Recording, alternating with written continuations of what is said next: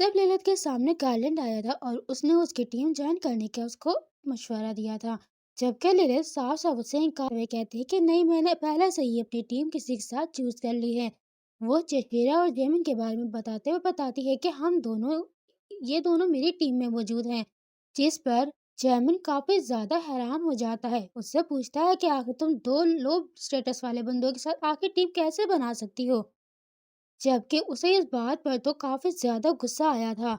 वो उसको चिढ़ते हुए अंदाज में कहती है, हे गार्लिन, मैं तुम्हें ये बता दूं कि मैं अपनी टीम का जो चौथा मेंबर है, एक तो मैं खुद हूँ, दो मेरे ये दोस्त हैं, और जो चौथा होगा वो भी एक वाइट बेजी होगा, और वो उसी को मैं रखूंगी। जिस पर गार्लिन तो बहुत ही ज्यादा हैरानगी से उससे पूछता है, तो तुम्हारा इरादा नहीं है इस जगह पर यहाँ पर ग्रेजुएट होने का?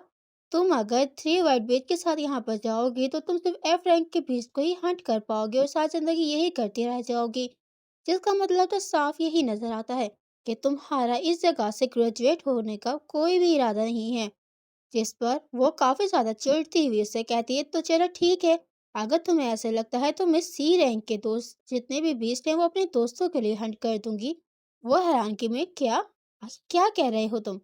लिलित आगे उससे कहती है कि अगर हम गोल्ड बेच के हैं तो क्या फर्क पड़ता है, हम तो काफी ज्यादा स्ट्रांग है, हमारे लिए तो ये ठीक है।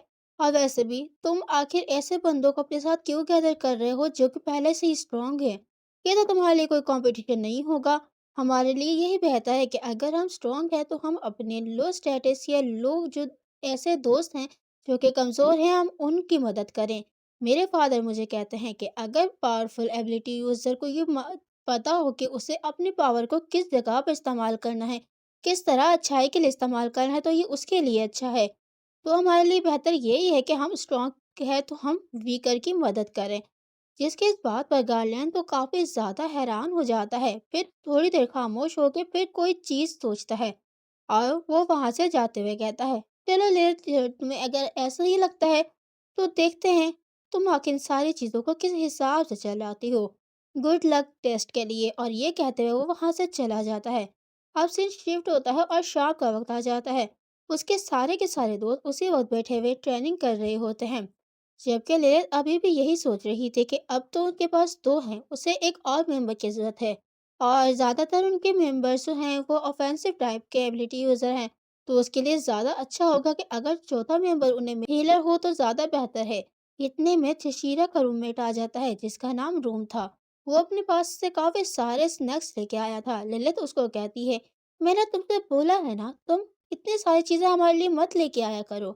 वो काफी ज्यादा प्यारे अंदाज में उसको कहता है, तुम लोग कितना ज्यादा हार्ड वर्क कर रहे हो, तुम्हें खाने की जरूरत है ताकि तुम और मेहनत कर सको।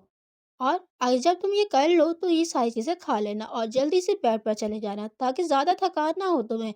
और ये कहते हुए वहां से जाने लगता है। जशीरा और लिलित काफी हैरानगी से उसको देखने लगती है। फिर लिलित का दिमाग खटकता है और वो उसको रुकते हुए पूछती है, तुमने मंथली रिलेशन में किसी टीम को पिक किया या किसी टीम ने तुम्हें पिक किया? वो थोड़ा-सा हैरानगी से बोलता है, क्या? नहीं, मुझे किसी ने भी नहीं किया, लेकिन मेरे लिए ये ठीक है। ललित कहती है, तुम सीधा बताओ ना कि तुम्हें किसी ने नहीं चूज़ किया है।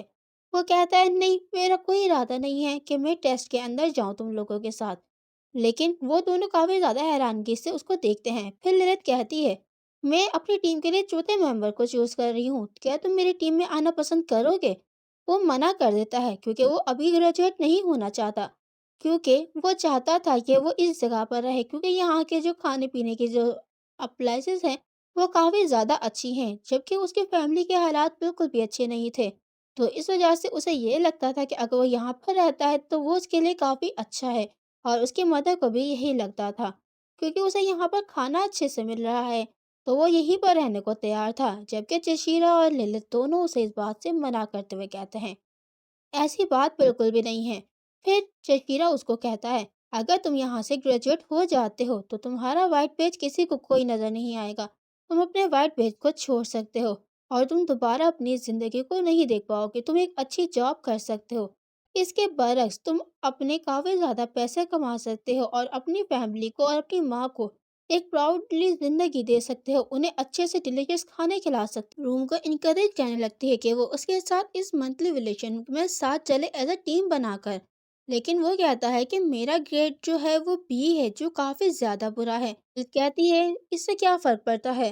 तो तुम्हारा आखिर मेजर क्या है? वो काफ़ी ज़्यादा घबराते हुए कहता है कि ये बिल्कुल ही यूज़लेस में से एक है। वो असल में ये एक मैजिकल हीलिंग है, जिस पर लिलित तो बहुत ही ज़्यादा खुश हो जाती है, क्योंकि वो यही तो चाहती थी और वो उसे आज मिल भी गया है। अगर वो इस तरह की चीज़ें करती रही तो उसके लिए और भी ज़्यादा अच्छा रहेगा। और उसे इसलिए अब काफ़ी अच्छे से फीलिंग आनी शुरू हो गई थी। अब काफ़ी दिन गुज़र जाते हैं और मंथली रिलेशन के डे 2 के दिन आ चुका था। ललित और उसके अंकल एक साथ बैठे हुए एक दूसरे से बातें कर रहे थे, जिस पर ललित कहती है, अच्छा तो आप ग्रेजुएशन कितने अरसे में किया आपने? जिस पर वो कहता है कि मैंने 1 महीने में कर लिया था। ललित काफ़ी ज़्यादा खुश होती है, जिस पर अंकल कहते हैं, तो तुम कैसे करती हो? तुम कैसे करोगी? तुम इतनी ज़्यादा कॉन्फिडेंट कैसे हो?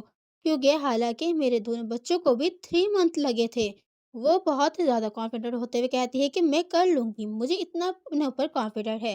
मैं बिल्कुल सीरियस हूँ, मैं 1 महीने में कर लूँगी। उसके कहते हैं, हाँ हो सकता है इस तरह, क्योंकि तुम अपनी टीम में 4 मेंबर होंगे और ये ज़्यादा मुश्किल नहीं है। तुम्हारे लिए पॉसिबल है कि तुम कर सकते हो और अगर तुम्हारी टीम तुम्हारे साथ सिंसियर रही तो तुम बहुत ही ज़्यादा अच्छा कर लोगी। वैसे तुम यहाँ पर जितनी ज़्यादा पॉपुलर हो, क्या तुम्हारे किसी दोस्त से तुम्हें नहीं कहा कि वो तुम्हारे लिए हंट करेगा? जिस पर उसके ज़हन में एक ही बंदा आता है और वो चचेरा था। उसने उससे इस तरह की बात करी थी, लेकिन ललित ये सारी चीज़ें बताती नहीं है। तो अंकल कहते हैं, हाँ हाँ, अच्छा ऐसी बात है, लेकिन मुझे लगता है कि शायद किसी ना किसी ने तुमसे कहा होगा।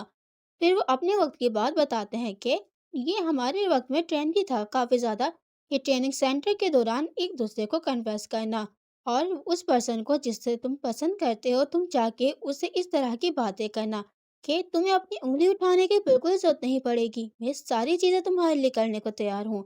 ललित उनकी इस बात पर काफी ज्यादा हंसने लगती है, जिस पर अंकल कहते हैं, हाँ ऐसे ही मैंने तुम्हारी आंटी का दिल जीता था।